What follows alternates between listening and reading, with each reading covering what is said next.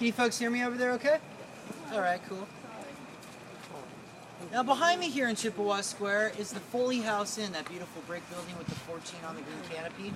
Now this was built in the mid-1800s, and they're building more and more houses out of brick because they noticed they didn't catch fire the way the wooden houses had in the past. And this was very important because the city of Savannah had a hard time not being on fire for its first 200 years. You know, you take into consideration cotton being its main export, extremely flammable, right, as well as a variety of reasons. The city just could not stop being on fire. So in an act of self-preservation, they built more and more houses out of brick, and the Foley House is a beautiful example of this. Now, Mr. Foley shortly died after the completion of the Foley House. Now, he died of the dreaded yellow fever. Now, this is a viral infection spread by mosquitoes that claimed many lives over the course of Savannah's history. Up until the late 1800s, and Mr. Foley was one of its many casualties. Now this left Miss Anne Foley a young, beautiful, wealthy widow, very young and beautiful because of the untimely death of her husband. Now there are many gentlemen callers here in town interested in her hand in marriage, but being Southern gents, they gave her space, you know, respecting the fact that she was mourning and grieving the loss of her husband as a widow. But after a while, the brickwork was kind of falling apart along the back of the house. And these were very high maintenance houses back then. So along came a master craftsman, in fact, a great brick mason worker by the name of Charles. Not only did Charles was a master of brickwork, but he also liked to break into cars and set off their alarms. Every now and again, you can hear Charles breaking into a car here in Chippewa Square. Now, he was hired to work on the back of the house, spending several weeks and very long hours every single day working on the house. And he would stop every day only for a glass of iced tea and a friendly conversation with Miss Anne and get right back to work. Now, he had done a phenomenal job, and she wanted to pay him for a job well done with quite a sum of money and cash. But Charles refused the money. Now this pattern would happen every single time he worked on the house for the next couple of years, working very hard on the house and refusing any kind of payment, save the iced tea and the friendly conversation. Now finally, Miss Anne stopped him and said, "Charles, you don't need to take the money, just tell me why. Why are you working on my house for free? It doesn't make any sense." And Charles said, "Well, Miss Anne, because I love you. I loved you since the moment I met you." Aww. It's just like the Notebook. It's a labor of love. As a Southern gentleman, he believed that his actions would speak louder than his words, and getting to know the woman he had fallen in love with was all the payment that Charles needed. Now this gave her a lot to think about. She had already developed feelings for Charles, this kind gentleman that she had gotten to know over the glasses of iced tea and a lot of hot summer Southern days, hot and humid. He'd take off his shirt to work on the brickwork and she'd be peeking in from the window. You know, she had already had feelings for Charles, but this very romantic gesture of him working on the house for free gave her a lot to think about. Maybe she was ready to move on with Charles. So she was thinking about it at this point in time. Well, around this time, along came Walter to the city of Savannah.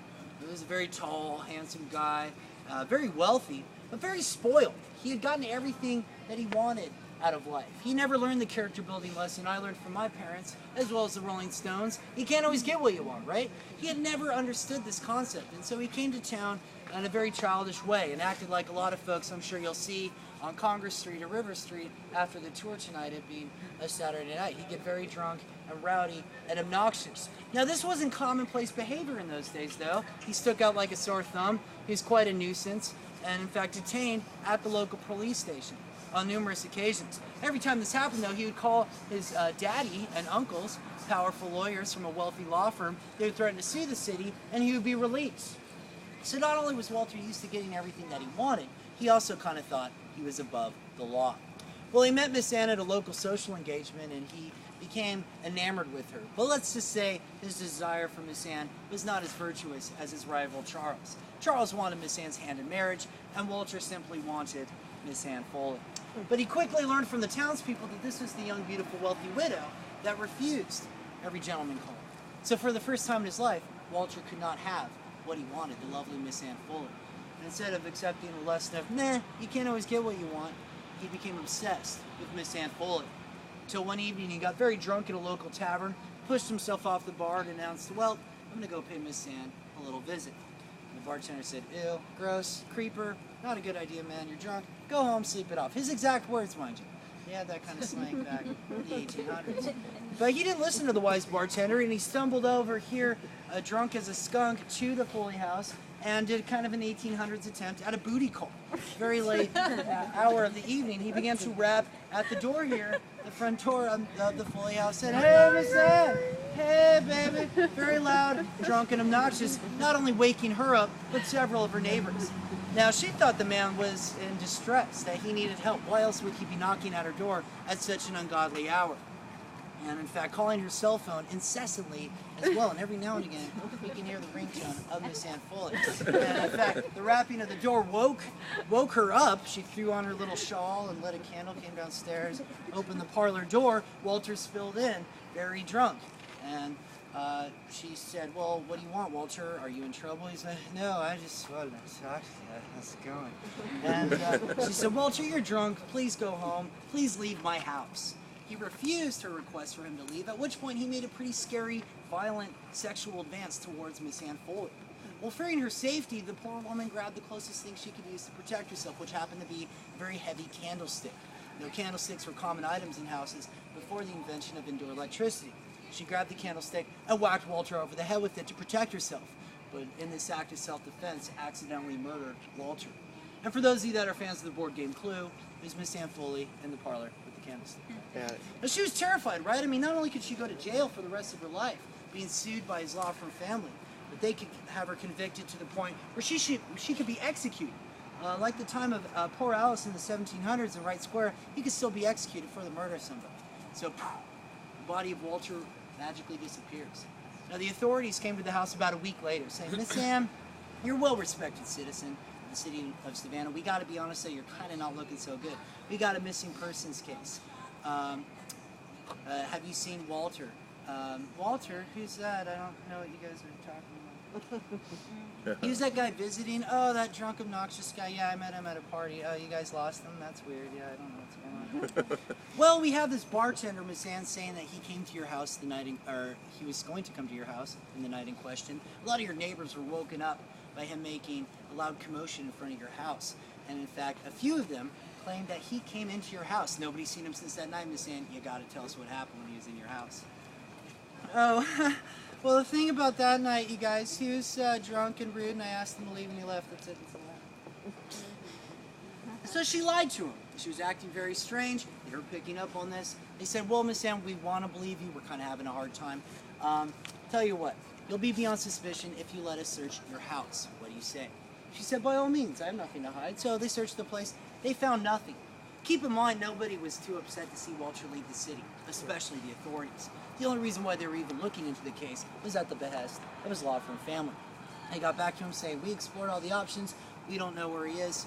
You know, case closed as far as the city of Savannah is concerned." Now, in fact, shortly after this, Charles and Miss Ann were in fact happily married. And she sold the house and it became a hotel, the Foley House Inn that we know today. Now, up into the late 1980s, a strange paranormal phenomena would occur inside of this hotel, in the lobby, at one point, in fact, being the parlor in which Walter had been murdered. Now, there was a table placed along the brick wall of one of the walls of the parlor, and during the night, this would get mysteriously pushed into the middle of the lobby. Now, guests would bump into it in the morning. Workers would argue over who would put it there, but nobody was actually doing anything, so it became a strange paranormal phenomena of the house. Well, a new company purchased it in the 1980s, and they thought, you know what, it seems really cramped and claustrophobic here in the lobby. It's not good feng shui. We want to open it up, make it open and warm and inviting for our guests. And in order to do so, they had to clear away this mystery wall.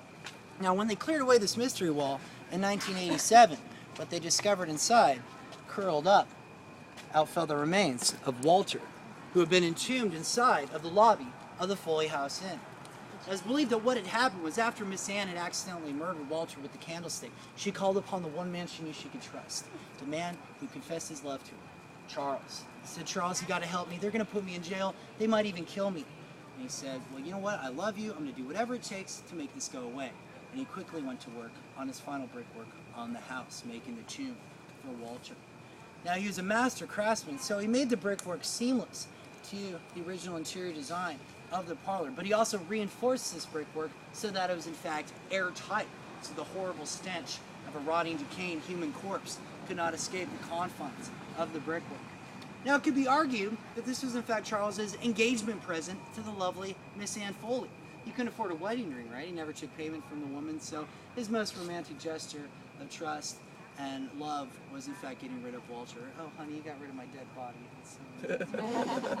And of course, the strange phenomena of the table, the desk being pushed into the middle of the lobby, was in fact Walter's ghost, trying to tell people that he had been in fact trapped inside of the Foley House Inn. Now, once his remains finally spilt onto what was now the floor of the lobby in 1987, they were shipped up to his family plot where his descendants buried him. However, because he was trapped inside of the tomb for such a long time, it's believed that his ghost still haunts the lobby of the Foley House Inn, where furniture is still pushed around during the course of evenings, and there's been accounts of, in fact, women being welcomed in a very creepy, kind of Walter-y way. Over the course of the years, ever since 1987. So, from accounts, he's still haunting the Foley House Inn. Now, this is by far not a pub crawl by any means, but I figure I'd give everyone one stop to use the restroom or grab a drink if need be. Now, a few of you are experiencing the paranormal phenomenon that if you sip an alcoholic beverage on my tour, my jokes get funnier and my stories get more terrifying. That has nothing to do with the alcohol, it's all paranormal. So if anybody wants to take part in that experiment, now's your opportunity up here at the Sixpence Pub.